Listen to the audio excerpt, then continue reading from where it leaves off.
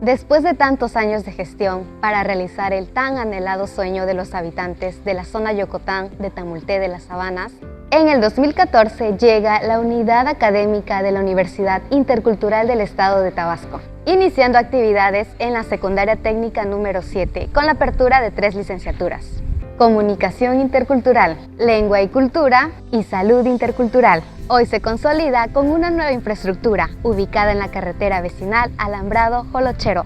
Acompáñanos a conocer la historia en la voz del profesor José Ramón Contreras, nuestro primer coordinador académico. Hola, ¿qué tal amigos de Divulgación Intercultural? El día de hoy tenemos como invitado especial al profesor José Ramón Contreras de la Cruz, nuestro primer coordinador académico. ¿Cómo se encuentra, profesor? ¿Qué tal? Buenas tardes, muy bien, muy contento de poder contribuir con la historia de nuestra unidad académica. Bien, les voy a contar un poco acerca del profesor. Él es médico veterinario zootecnista por la Universidad Juárez Autónoma de Tabasco, es maestro en Administración y Políticas Públicas. Actualmente se encuentra cursando su doctorado en Políticas Públicas. En Gobierno y Administración. Administración, ajá. Y uno de los cargos que ha desempeñado ha sido como director de Asuntos Indígenas del Estado de Tabasco. Él es profesor de tiempo completo desde el 2008 en la Universidad Intercultural del Estado de Tabasco, colaborando con la licenciatura de Desarrollo Rural Sustentable, Comunicación y Lengua y Cultura. Actualmente es líder del cuerpo académico de Educación Intercultural, Lengua y Desarrollo. Forma parte también del Padrón Estatal de Investigadores del Estado de Tabasco. Él fue nuestro primer coordinador académico de esta unidad y el día de hoy nos va a comentar todo el proceso de gestión, sobre todo para ya tener nosotros una infraestructura que hoy en día tenemos en la carretera vecinal Jolochero Alambrado. Cuéntenos, profesor, ¿cómo inicia esta parte de la gestión? Bien, comentar primero que la decisión de instalar una unidad académica aquí en Villa Tamulté de las Sabanas pues fue una petición de las autoridades, de los líderes de toda esta región, porque consideraban que era necesario una institución de educación superior por esta región que en realidad no existía, ¿no? Y a través de esto pues se decide instalar, más bien primero hacer un estudio de factibilidad para conocer las condiciones, si eran aptas o no para instalar esta unidad académica. Este estudio se hizo entre 5 docentes, me tocó participar con ellos. Implicó pues toda la visita a centros de bachillerato para conocer la tendencia de los estudiantes, sobre todo el quinto y sexto semestre de bachillerato, y saber pues qué les interesaba estudiar a los jóvenes, ¿no? Y bueno, a partir de allí se hizo también un estudio obviamente de condiciones socioeconómicas, culturales, y bueno, la decisión tiene que ver con que esta región pues pertenece a la cultura Yocotán, y por lo tanto pues estaba dentro de los principios de la Universidad Intercultural. Así es que pues nos venimos en el año 2014 a trabajar para hacer este estudio y finalmente se decide, ¿no?, aperturar la universidad. No teníamos instalaciones, así que fue un proceso de gestión con la Escuela Secundaria Técnica número 7, de aquí mismo de la Villa Tamulté de las Sabanas, con el Comité de Padres de Familia, con el director, para ver las condiciones, ¿no?, en que pudieran abrirse aulas para trabajar.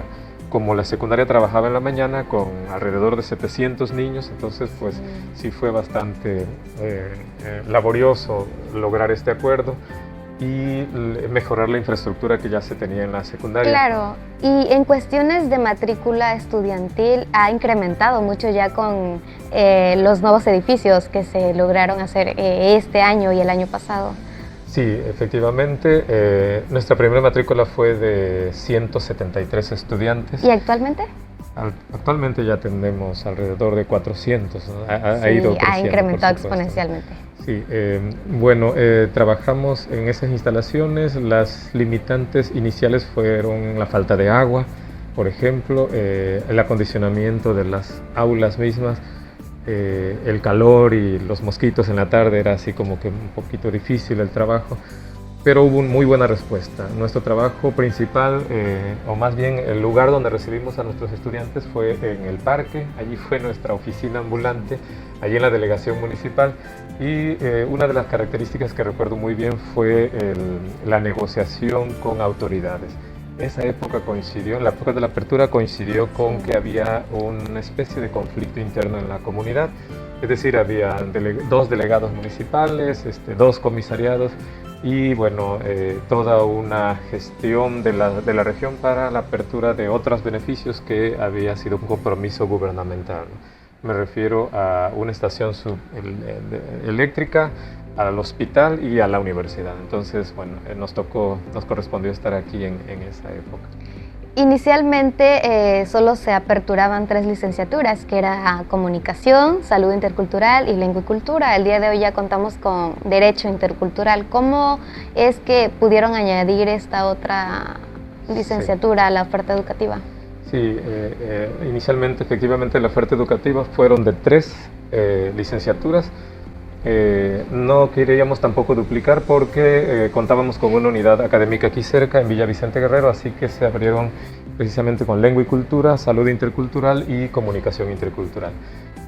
No existía todavía la licenciatura de Derecho, No. por lo tanto cuando se abre la de Derecho, pues acá fue como de manera automática, ¿no? Decir, puede abrirse también acá, y eso ya se integró recientemente. Pero al inicio sí fueron esas 3 nuestras primeras licenciaturas, con muy buena respuesta de los estudiantes. Hay más estudiantes de Lengua y Cultura, al parecer. Bueno, inicialmente fueron 2 las licenciaturas que despuntaron, que fue la de Lengua y Cultura y la de Salud Intercultural. Hubo así como una atracción hacia esas licenciaturas. Posteriormente hubo una evolución diferenciada. En el caso de Lengua y Cultura disminuyó la matrícula en algunos años. No sabemos todavía por qué, habría que analizarlo, pero posteriormente hubo un incremento. Es decir, a la fecha ya se han aperturado hasta 2 grupos, 80 estudiantes. 2 grupos. Y esto tiene que ver con la difusión que se ha dado a esta licenciatura a nivel regional, pero también por la misma respuesta que ha habido de nuestros egresados. Es decir, ellos se han colocado muy bien en el sistema educativo, en el sistema cultural, claro, de la región. La demanda laboral. Así es, sí. Y eso es una cuestión muy atractiva para los jóvenes, cuando ven que sus primos, sus tíos, familiares están trabajando, y eso atrae mucho, ¿no? Entonces, de manera general, en México hay 18 universidades interculturales, pero se supone que las universidades interculturales nacen justamente como respuesta a la demanda que hay en las comunidades rurales, ¿no? Los jóvenes eran como que educados bajo un sistema que trataba de homogenizarlos. Entonces la pregunta es, ¿las universidades interculturales son solamente para jóvenes indígenas o está abierto a la diversidad? Porque creo que el término interculturalidad justamente abona hacia eso, ¿no? Sí, las universidades interculturales nacen a raíz de la reforma del año 2001, una reforma constitucional que permite, o más bien que reconoce la diversidad de nuestro país, sí, ¿no? 68 pueblos indígenas, 364 lenguas con sus variantes. Entonces, y microvariantes. Sí. A partir del 2003 empieza a crearse toda una estructura institucional para hacer de la diversidad cultural y sobre todo de la interculturalidad pues un principio de los gobiernos en esa época. Y se crean las 3 primeras. De hecho, la Universidad Intercultural de Tabasco es una de las primeras, junto con la del Estado de México y la de Chiapas. Esas son las 3 primeras. Y luego se van creando posteriormente otras, ¿no? Hasta la fecha que, bueno, y siguen creándose más. Sí. Lo que comentabas no es exclusivo para jóvenes indígenas, es una universidad abierta a todas las culturas en realidad, pero su principio sí es palpable, es decir, lo que busca es ese reconocimiento de la diversidad, claro, no solo de nuestro país, sino en general del mundo, ¿no? Es decir, cómo convivimos con personas con diferente cosmovisión, lengua, costumbres, rituales. Entonces, ese es un plus que se viene incrementando en estas universidades, y se busca que posteriormente uno de los principios constitucionales es que la interculturalidad sea pareja, sea para todo el sistema educativo. Sí, se pretende que se expanda hacia todas las otras universidades. Se está logrando finalmente porque uno de los principios de la nueva escuela mexicana de la actual administración precisamente, y Sí. que ya está en la Constitución, es la interculturalidad. Se ha agregado recientemente. Reiterando la parte de que inicialmente solo se ofrecían 3 licenciaturas, ¿cómo se ha ido modificando los planes de estudio de esta universidad? Sí, llevamos alrededor de 3 modificaciones. La primera incluía 10 semestres y pues era 5 años de estudio de los estudiantes. Más. La segunda hubo una modificación acorde con los cambios a nivel nacional que implicaba esta profesionalización y salida hacia el mercado de trabajo que se dio casi en la mayoría de las universidades. En este caso nosotros adoptamos un plan de estudios de 8 semestres, incluido el servicio social, excepto en la carrera de salud y enfermería, que por norma nacional tienen que dar un servicio social de 1 año. Así que en estas carreras pues sí, son 5 años hasta concluir. En el caso de las otras 5 carreras a nivel de toda la universidad son 8 semestres. Aquí en este caso pues son 2 licenciaturas, bueno 3, ¿no? En este caso sería lengua y cultura, comunicación y derecho. Son 8 semestres. Salud intercultural no, ellos sí llevan los 8 semestres en aula y un año de servicio social. Claro, bueno, ahora nos encontramos disfrutando de estas instalaciones, pero sí queremos saber más acerca de cómo fue el proceso de gestión del terreno, por ejemplo, para construir aquí en donde nos encontramos. Tenemos entendido que inicialmente se pensaba construir en otro lado. ¿Sí nos puede comentar acerca de ello, por favor? Sí, el arranque de la universidad, como comentábamos al inicio, fue en unas instalaciones prestadas en la secundaria técnica, donde se hizo el acondicionamiento para tener espacios administrativos y los espacios de clase, ¿no? De aula. Esto implicaba buscar un lugar, ¿no? Para instalar pues, nuestras propias infraestructuras. Y el ejido, en general, nos reunimos varias veces con la Asamblea Ejidal de aquí de la Villa Tamulté de las Sabanas. Eso fue muy interesante porque los señores estaban en la mejor disposición. El único detalle o la limitante que teníamos allí es que este ejido carecía en ese momento de parcelación. Es que es un requisito para tener escritura pública y poder construir, que era un requisito que nos pedía la Secretaría de Educación. Por lo tanto, bueno, fuimos a ver varios espacios. Uno de ellos fue allá por la Loma y finalmente no se concretó.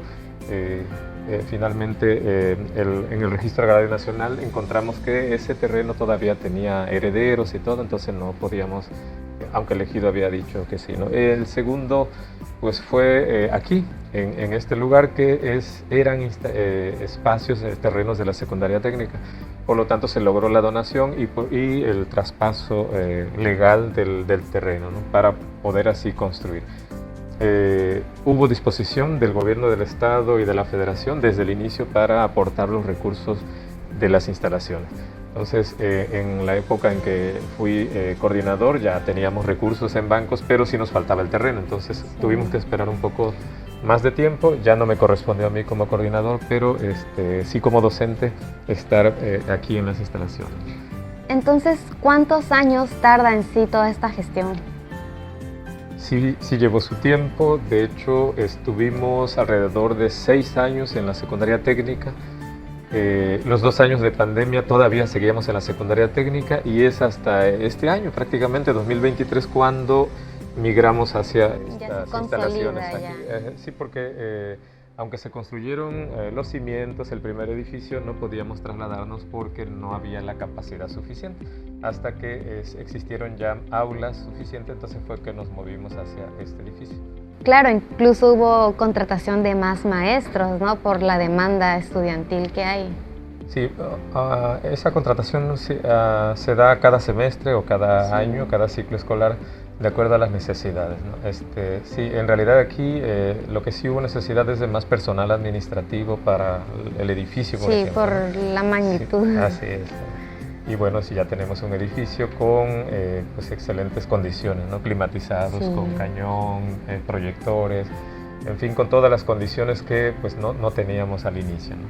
Sin embargo, creo que los estudiantes pues, han estado cuidando eso. Y por supuesto, todo nuestro edificio, bueno, hay 2 edificios, están en muy buenas condiciones. Contamos también con un centro de atención primario alternativo, que es el CAPA, y también con una biblioteca comunitaria, lo cual significa que pueden venir estudiantes pues de otras escuelas. Sí, esa es una de las características de la Universidad Intercultural, no solo aquí, en todo el país, que estos espacios se abren a la comunidad. Entonces la comunidad apropia también los espacios. En este caso, efectivamente, este centro de atención primario alternativo pues da consulta o atención a la población que requiere a través de la medicina alternativa, ¿no? Que es la medicina mesoamericana y la medicina tradicional china. Y en el caso de la biblioteca, igual es un espacio, en este momento está reducido, ¿no? Porque Sí. todavía se está construyendo el edificio de la biblioteca, pero la característica que tiene es que es abierta también, ¿no? Se llama biblioteca comunitaria porque pueden visitarnos y consultar pues, estudiantes de los diferentes niveles educativos, ¿no? Primaria, secundaria, bachillerato, tal como están en Oxolotán, ¿no? Donde pueden los chicos libremente pues, consultar y aprovechar esos espacios para diferentes eventos. Claro, imagino todo esto es para reforzar ese vínculo con la comunidad, ¿no? Que es algo que nos caracteriza como universidad, todos los estudiantes. Desde el primer semestre tenemos que realizar actividades justamente de vinculación. Es correcto, es una de las características más importantes, uno de los ejes primordiales es la vinculación comunitaria.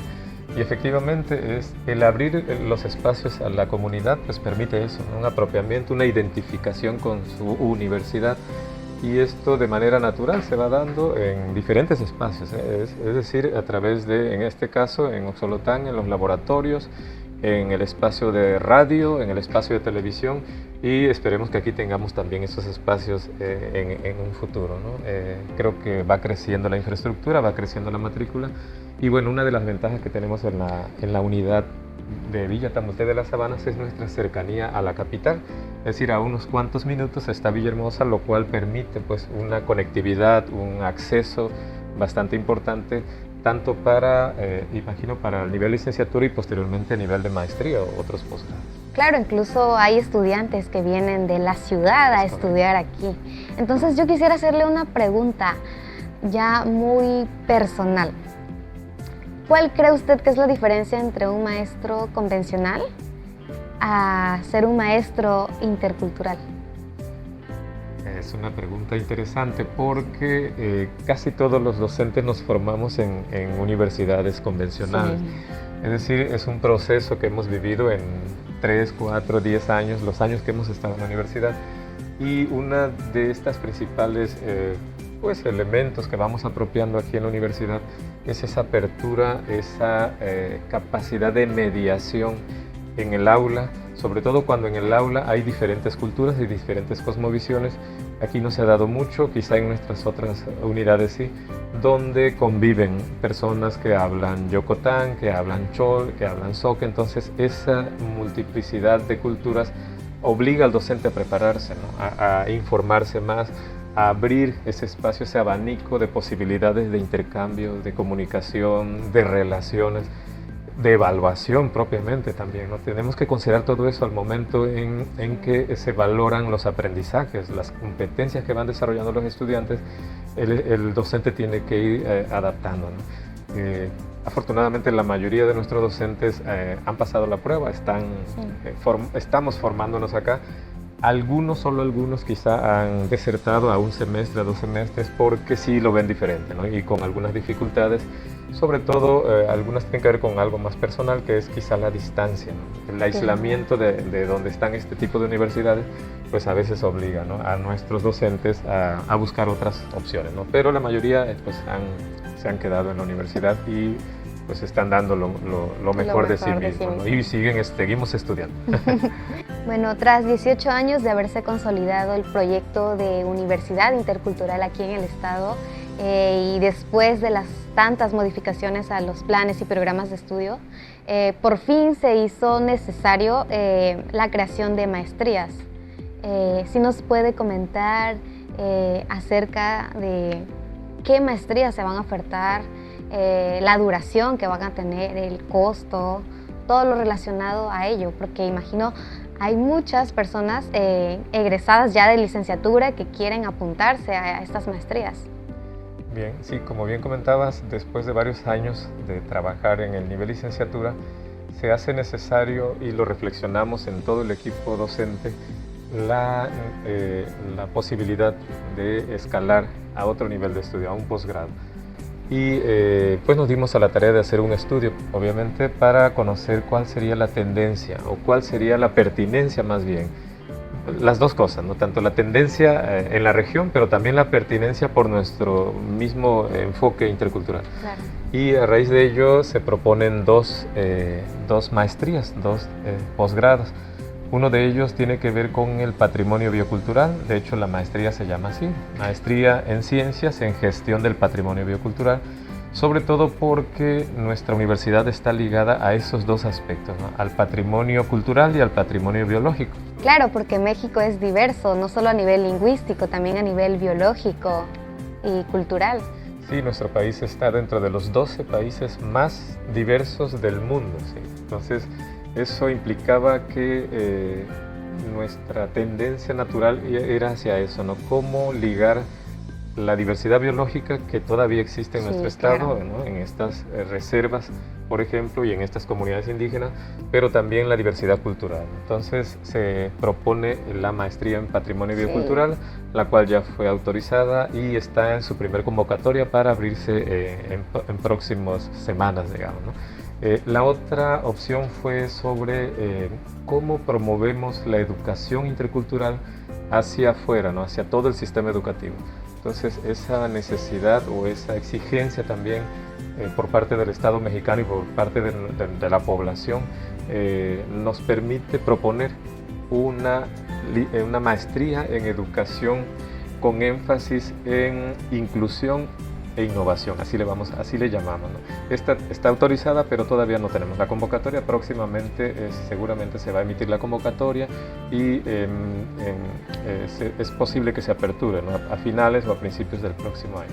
Esta otra maestría nos va a permitir precisamente abordar con egresados de licenciatura de diferentes disciplinas, pero también sobre todo con maestros que están frente a grupo, ¿no? Del sistema educativo aquí en la región, para que aborden el tema de la inclusión, ¿no? La inclusión desde la interculturalidad, pero también desde otros enfoques, ¿no? Inclusión desde la cuestión de género, generacional, en fin, y la cuestión de la innovación, ¿no? Que a raíz de la pandemia pues se ha abierto mucho esta cuestión de las tecnologías de la información y las comunicaciones, y cómo todo eso puede contribuir a una mejora de la calidad y de la educación en todos los niveles educativos de nuestra región y de nuestro país.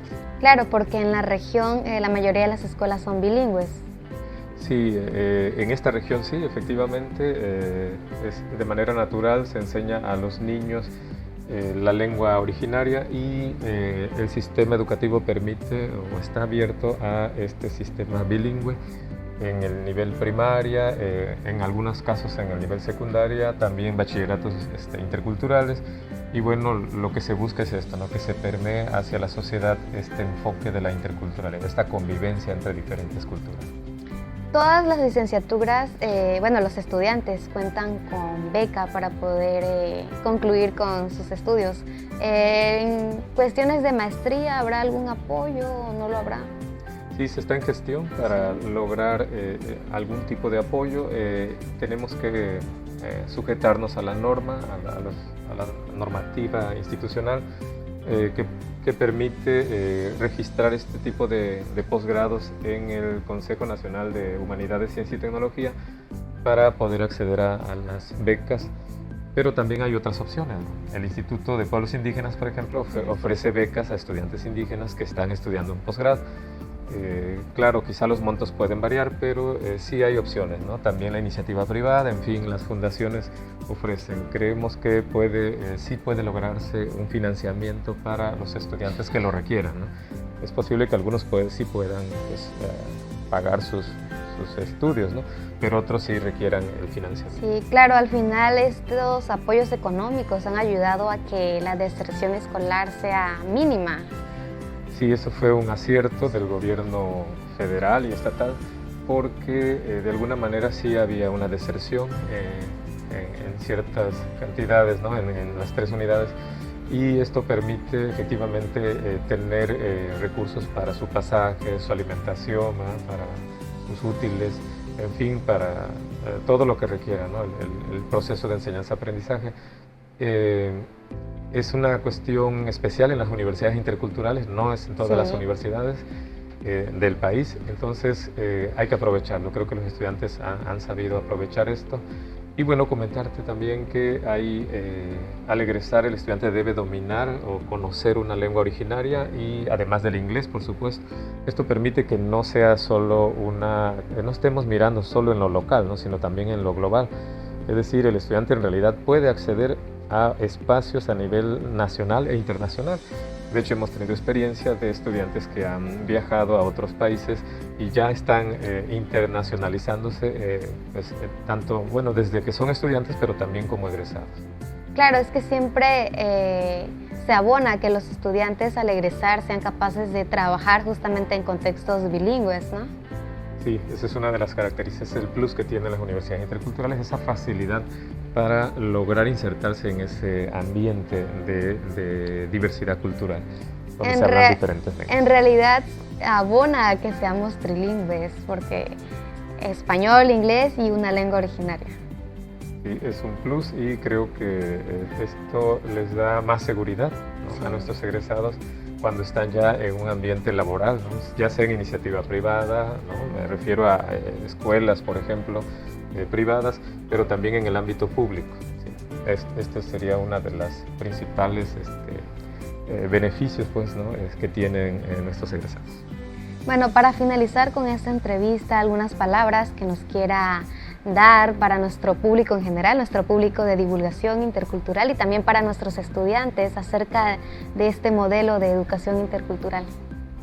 Sí, creo que se debe aprovechar esta apertura que hay en la Constitución, en las instituciones, y que ha sido también una lucha de los pueblos originarios de nuestro país para que este tipo de educación se amplíe a todo el sistema educativo, y que de alguna manera nuestros estudiantes de bachillerato pues tengan una opción cercana y de calidad, por supuesto, ¿no? Con espacios dignos y de mucha, pues de primera, digamos, ¿no? Para que pues se aprovechen, ¿no? Los padres de familia que nos escuchan, los que ya han egresado también, pues lleven ese mensaje, ¿no? A la sociedad en general, de que hay estos espacios en Tabasco, hay 3 espacios, también está en Chiapas, ¿verdad? En Campeche, en nuestros estados vecinos, pero este modelo de universidad intercultural lo que busca pues es esa convivencia, ¿no? Esa fraternidad, digamos, ¿no? Ese diálogo constructivo entre las diferentes culturas, para evitar los conflictos, para evitar los malos entendidos, para evitar la violencia sobre todo, ¿no? Entonces yo creo que es un espacio muy bueno que nos debe permitir al futuro mirar una sociedad más igualitaria, más equitativa y con una mejor convivencia. Bueno, agradecemos al profesor José Ramón Contreras por habernos permitido realizarle esta entrevista en torno a la historia de cómo se consolida nuestra unidad académica de la Universidad Intercultural aquí en la Villa Tamulté de las Sabanas, y por comentarnos igual acerca de los planes, programas de estudio, las becas y sobre todo la apertura de las nuevas maestrías que próximamente se van a iniciar en el próximo ciclo escolar. Muchas gracias, profesor. Muchas gracias por el espacio, a ustedes, al público que nos escucha. Es un gusto poder compartir y emocionarnos de cómo nace nuestra unidad académica Villa Tamulté de las Sabanas. Enhorabuena.